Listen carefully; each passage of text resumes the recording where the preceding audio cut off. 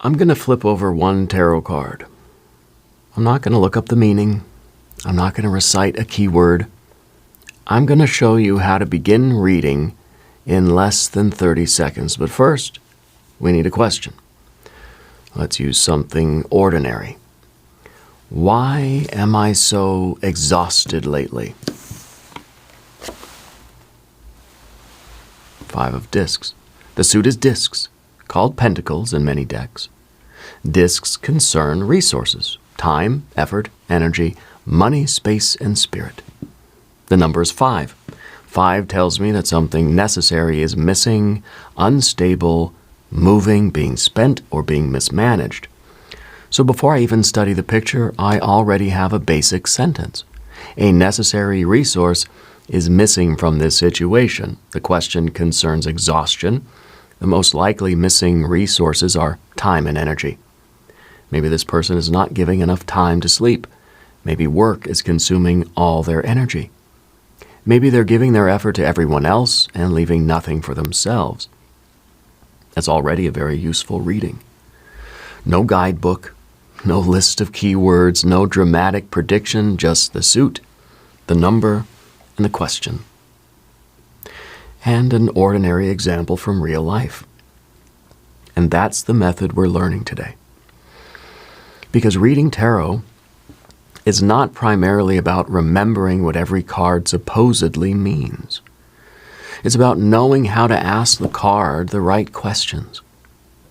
Hi, I'm Paul, and this is Tarot Logic, where we stop memorizing tarot and start understanding how the system actually works. Now, magic makers, the question most people ask when they see a tarot card is, what does this card mean? Well, that question sounds reasonable, but it often creates the wrong kind of reading. A card does not have one meaning. A 5 of discs does not always mean poverty. The 3 of swords does not always mean heartbreak. The 7 of swords does not always mean deception. The Tower does not always mean disaster. A card is more than a word. The word changes according to the sentence. Think of the word fall. A person can fall down. Night can fall. Prices can fall. A civilization can fall.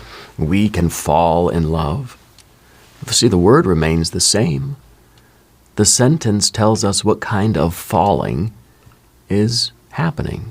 And tarot works the same way. So instead of asking, what does this card mean? Ask, what is this card doing in this reading?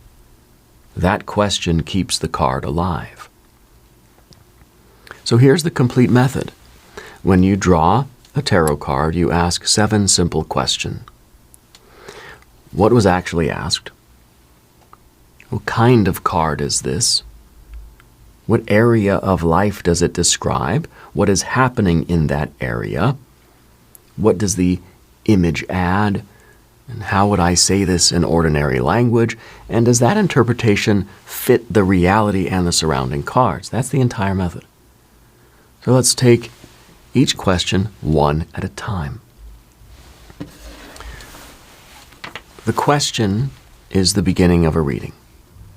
Without a clear question, every card can become almost anything. Imagine drawing the Tower. If the question is, why does my job feel unstable? The Tower may describe a company restructuring, sudden changes in leadership, or a role that can no longer continue as it was. If the question is, why did that conversation affect me so strongly? The Tower may describe a truth breaking through a false belief. If the question is, why do I no longer recognize myself? Well, the Tower may describe an identity collapsing. Same card, different sentences. The question points the symbol toward the area of life that matters. Imagine asking, what do I need to know? That question is so broad that almost any interpretation can seem correct. Now compare it with, what resource am I failing to protect? Or why am I avoiding this conversation? What is preventing me from finishing the project? The clearer question gives the card somewhere to land. So a good question doesn't guarantee a perfect reading, but it reduces unnecessary noise. So the first step is simple. Know what you're trying to understand. Question 2. What kind of card is this? Tarot contains 3 broad families of cards: the numbered minor arcana card, the court cards, and the major arcana. And each family performs a different job. The numbered cards usually describe everyday processes, resources, plans, choices, relationships, habits, problems, practices, and ways of living. The suit tells us the area, the number tells us the function. Now, the court cards usually describe a person or a personality, a role, or a style of expressing the suit. They may represent someone in your life. They may represent you. They may represent the attitude needed in the situation, and we'll examine the courts in detail later, okay? But for now, use 4 simple questions. For the princess, ask, what is being learned, received, or developed? Okay. For a prince, you can ask, what is being pursued or carried forward? For the Queen of Cups, what quality is being embodied, contained, or expressed through relationship? And for a knight, we ask, what force is being directed outward? Those are starting points. The suit tells us the nature of the energy.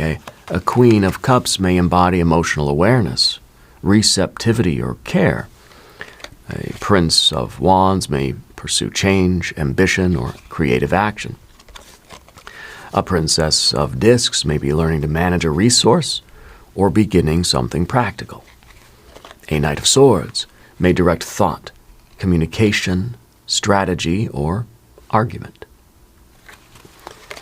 And then the major arcana usually describe larger archetypal forces, a threshold, a deep life lesson, a major shift in identity, a confrontation with something larger than the immediate situation.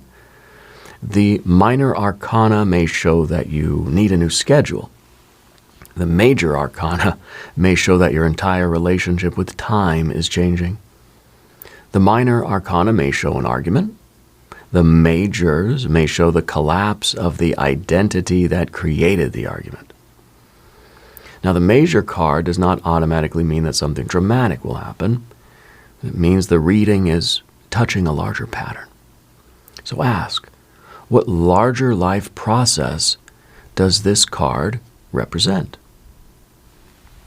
The third question, what area of life does the card describe? For the minor arcana and the courts, the suit tells us the domain. Keep the suits simple. Discs concern resources, time, effort, energy, money, space, and spirit. The question is, what do I have and where's it going? The swords concern truth, thought, understanding, decisions, and plans. So the question is, what is true and how should I understand or organize it? Wands concern awareness, agency, intention, leadership, and change. The question is, what needs to change and what am I going to do about it? The cups concern lived experience and well-being, feelings, relationships, nourishment, connection, health, and purpose. The question is, what kind of life is this creating? And you can remember the 4 suits with 4 verbs. Where are the discs? Discs provide. Swords decide. Wands change. Cups experience. So suppose you ask, let's see where are my cards I'm looking for. Suppose you ask, why do I keep putting off this project? You draw the 5 of discs. The resource may be missing. You don't have enough time, energy, space, or spirit. Then you draw the Seven of Swords. The mind may be crowded with too many options or explanations. And you draw the, see, do I have it? I don't have the Five of Wands. You draw the Five of Wands. You know something must change, okay? But the energy is disorganized. You draw the Five of Cups. The project may no longer feel meaningful or nourishing. The number's the same, right? The suit changes the area of the problem. Now the fourth question, what's happening in that area? So you add in the number. Here's the numerical sequence in plain language. The ace begins, the 2 relates, the 3 expands, the 4 builds, the 5 tests, the 6 supports, the 7 exceeds, the 8 organizes, the 9 lives, the 10 guides. You don't need to repeat the entire list during every reading. You only need the function of the card in front of you. So, 4 of discs. The 4 builds a foundation, a schedule, a budget, a boundary, a world view, a routine. The 5 tests the structure. Something is missing, something's being spent, something's changing, something is under pressure. The 6 restores a stable supporting arrangement, the answer, the plan, the route, the pillars. The 7 exceeds. One thing becomes too large, too many answers, too many possibilities, too much pressure, too much of one resource. The 8 organizes practice, a system, a routine, a method, a repeatable structure. How about then the 9 of Cups? The 9 lives the way.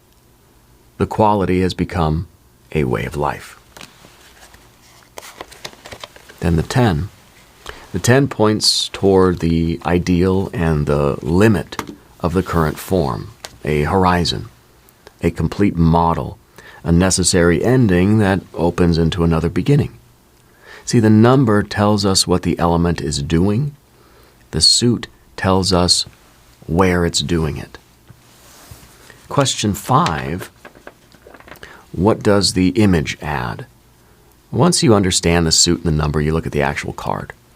What might catch your attention first? Is there a figure, a color, a direction, a wall, a weapon, a road, a broken structure, some open space? Maybe it's a crowded image. Maybe it's an empty image.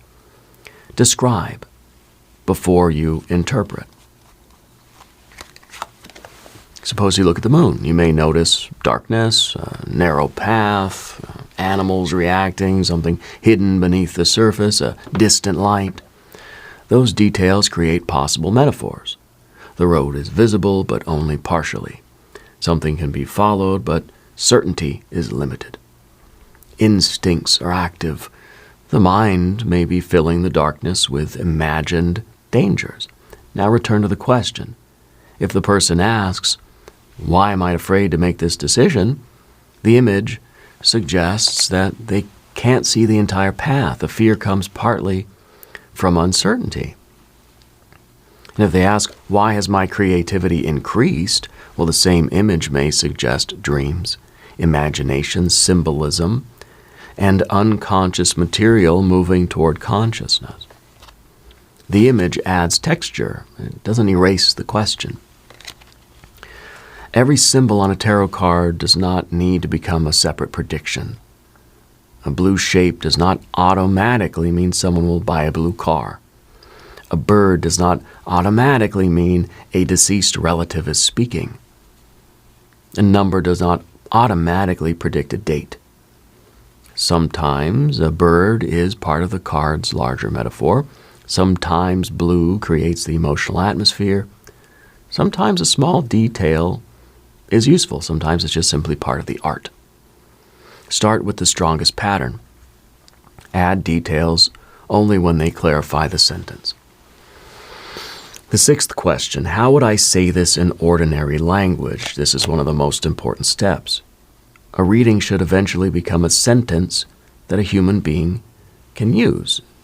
Tarot language may sound like this. The Five of Discs indicates volatility within the elemental domain of material resources. Ordinary language might sound like this. You're not given enough time or energy to something that matters. Tarot language may sound like the Seven of Swords represents an excess of cognitive possibilities. Ordinary language might be, you've researched this so much that the information's now making the decision harder. Tarot language might say, the Six of Wands reflects integrated agency. Ordinary language is, you know what needs to change, now you have to calmly and consistently follow through. The deeper structure matters, of course, but the explanation should remain simple. A strong reading often contains one clear idea, an ordinary example, a practical question. So try using 3 sentences. Describe the pattern. A necessary resource is ending, or missing. Sentence 2, give an ordinary example. You may not be giving enough time to your sleep. Sentence 3, ask the practical question, where's all your time currently going? That's a reading. It may become deeper later, but it begins very clearly. Now, question 7, does that interpretation fit reality? A tarot reading should be able to survive contact with real life. The card may suggest a possibility. The reading still needs context and evidence. Suppose the moon appears in a relationship reading. You suddenly think someone's lying. Yeah, that's one possible interpretation, but the card is not proof. The moon may show uncertainty, fear, confusion, lack of information, maybe a hidden feeling, and old betrayal affecting the current relationship. The responsible question is, what evidence supports the interpretation? Tarot can reveal where to look, but it shouldn't become permission to accuse someone without evidence, okay? So we ask, does this fit the question? Does this fit the person's actual life? Does this lead to a useful next step? A reading that fails all 3 checks may be projection rather than insight. So, one card gives us a word or phrase. Several cards create a sentence. Let's return to our opening question. Why am I so exhausted? 5 of Discs. A necessary resource is missing. Okay? Then we draw the 6 of Swords. And that says, create a plan for the resource. Okay? How about let's see, where is it? Okay, how about a 6 of Wands? Recognize that something must change and then lead yourself through it. And then finally, the 6 of Cups. And that says, direct the change toward well-being. Now you have a sentence, you have a reading, and it becomes you're exhausted because you're not giving enough time to sleep. Create a clear bedtime plan, calmly follow through, and protect your well-being. And that's simple. The cards support one another. Discs reveal the resource, swords create the plan, wands make the change, cups receive the benefit. How about the question is, why can't I decide what to do? Okay, so if we have 7 of Swords, the suit is the swords, so we're dealing with thought, truth, understanding, planning. The number is 7. Something's become excessive. The basic sentence here is there's too much mental information in that situation. Maybe the person has too many options, too much advice, too many imagined outcomes, too much research, too many opinions, too much noise. Okay, so an ordinary explanation, you keep gathering information because you're afraid to commit to one answer. Then we draw the 8 of Discs. The 8 organizes practice. Now the advice becomes create a simple decision process. Write down the 3 most important criteria, compare the options, set a deadline, make the choice. Stop researching after the deadline. The 7 showed the noise. The 8 created the system. Now how about the question, why do I keep abandoning projects and beginning new ones? Let's see here. The Fool can represent openness, possibility, experimentation, and beginnings. Now, those qualities can be beautiful. But the question concerns repeatedly starting over. The Fool may show attachment to the feeling of beginning. Beginnings are fun. Everything's possible. Nothing's failed yet, right? Then we draw the 8 of discs. The 8 shows the missing ingredient, practice, repetition. The ordinary reading becomes you love the freedom of beginning, but you lose interest when the work becomes repetitive. So the practical question becomes, can you continue after the excitement disappears? The Fool is not automatically a warning. The surrounding cards tell us what part of the Fool matters. How about, what do I need to grow my business? Okay, and we get the Magician, representing tools, skill, language, communication, attention, and directed ability. The question concerns business growth. The ordinary sentence might be, well, you use the tools and skills you already possess a little bit more deliberately. That's still pretty broad though, right? So then what if we add in Princess of Discs? Princess suggests learning, developing, and making something practical. Now the message is, improve one practical skill and turn it into something people can actually use. Maybe the person needs a better offer, a clearer product, a stronger thumbnail, a simpler website, maybe a more consistent publishing system. The cards don't merely say manifest abundance.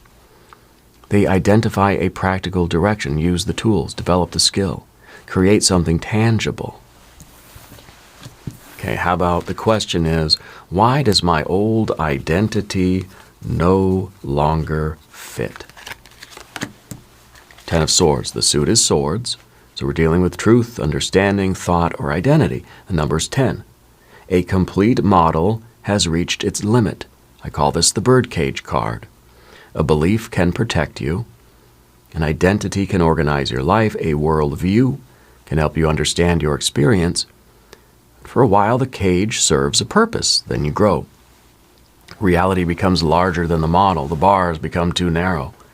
The ordinary reading is, the way you once understood yourself has completed its purpose.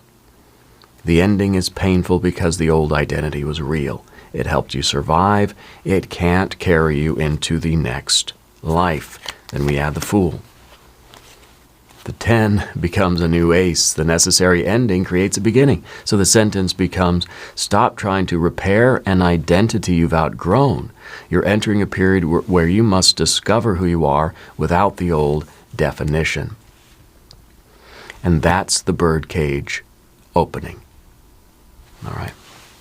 Now, the major arcana do not use the suit and number system in exactly the same way as the minors, right? Use 3 questions.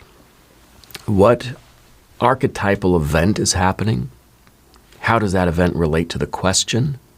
What does the surrounding card make practical? So let's use the Tower. The archetypal event is the collapse, the revelation, the release of a structure. The question tells us which structure. The surrounding cards tell us what follows. If the Tower appears beside the 6 of Swords, the old plan may collapse, so a better route can emerge. If the Tower appears beside a 6 of Cups, a crisis may force someone to take their health or relationships more seriously. If a Tower appears beside the Universe, The collapse may complete an entire chapter of life. The major gives us the larger force. The other cards help to locate the force in ordinary life. Now, court cards can become confusing because people immediately ask, who is this person? And sometimes the card does represent people, but begin with a more broad question. What style of behavior is entering the situation? So, the Queen of Cups may describe someone emotionally perceptive, receptive, compassionate, or deeply affected by the surrounding environment. In a relationship reading, she may represent a person, but in a career reading, she might represent the need to understand the emotional atmosphere. In a personal reading, she may represent the quality you need to embody. And the Prince of Wands may describe someone pursuing change with speed and confidence and ambition. That may be a person. It may be your own behavior. The court card asks, who is acting like this, or where is this quality needed? And that keeps the court card flexible without making it meaningless. So here's the entire method in a form you can use during an actual reading. When you turn over the card, you ask, what was the question? Is this a numbered card, court card, or major arcana card? What area of life does the card describe? What is the card doing? What image or metaphor stands out? How would I explain this in one ordinary sentence? Does the interpretation fit the surrounding cards in real life? That's it. Question, card family, domain, function, image, sentence, and then reality check. Let's practice once more. The question is, why do I feel like I have no time for my purpose? The card is the Five of Discs. Discs concern resources. 5 means a resource is missing, moving, or being used elsewhere. The ordinary sentence, your time is being spent somewhere other than your purpose. The practical question becomes, where's my time currently going? Now we add the Six of Swords. Create a budget for time. Decide which hours belong to work, rest, family, and purpose. Then we add the Six of Wands. Okay? Recognize that the current arrangement has to change. Lead yourself quietly, calmly, confidently, clearly, consistently, and compassionately. And then you get, there we go, you get the Nine of Cups. The goal is not simply to become more productive. The goal is to live a life that feels nourishing. Now that reading took about a minute to build, right? Contains a problem, a plan, a change, and a reason for the change. A useful reading should help a person see at least 4 things. What's happening, what's missing, what needs to change, and what action is available. The reading does not need to predict every detail of the future. It doesn't need to sound supernatural. It doesn't need to become an elaborate story about 5 people, 3 secret enemies, and a surprise inheritance. Sometimes the most valuable reading is you're tired because work is receiving the time that should be going to sleep. Or you can't decide because you have too many opinions in your head. Or you keep starting over because you prefer possibility to repetition. Or the identity that once protected you has become too small. Simple does not mean shallow. A truth applied consistently can change an entire life. So the magician does not merely name the card. The magician recognizes the pattern, a missing resource, an unanswered question, an excessive option, a necessary ending, a practical route. Tarot shows the current arrangement of forces. The person still has to choose. The cards may reveal that time is being wasted. You still have to protect that time. The cards may reveal that the mind is crowded. You still have to stop gathering information. The cards may reveal that an identity has ended. You still have to step outside the cage. The reading does not remove responsibility. It clarifies where responsibility belongs. And that's how tarot helps us become better magicians. We understand the conditions. We identify the available resources. We create the plan. We make the change. And we observe the result. So you don't need to memorize every possible meaning of every tarot card. You need a method. Begin with the question. Identify the card family, find the domain, identify the function, read the image, translate the message into ordinary language, test it against reality. The suit tells you where. The number tells you what is happening. The image gives the process a body. The surrounding cards create the sentence. The person's actual life tells you whether the sentence fits. That's how you read any tarot card. Now, in the next episode, we're going to move into the 4 suits individually. We will begin with the cups and explore why the suit is about far more than love and emotion. Cups show us what fills the human life, what drains it, and what makes genuine well-being possible. So subscribe to Tarot Logic and stay with me as we continue building this system, one clear piece at a time.